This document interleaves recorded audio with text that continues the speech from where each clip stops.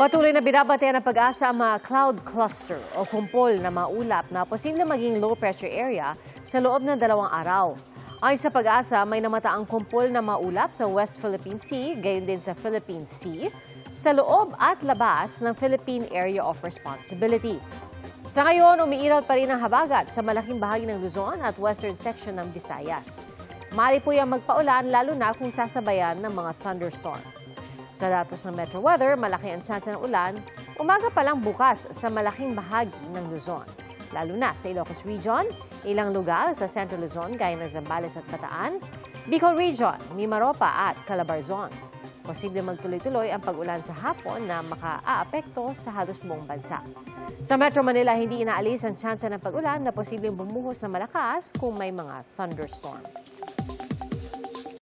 Mga kapuso, maging una sa saksi. Mag-subscribe sa GMA Integrated News sa YouTube para sa iba't ibang balita.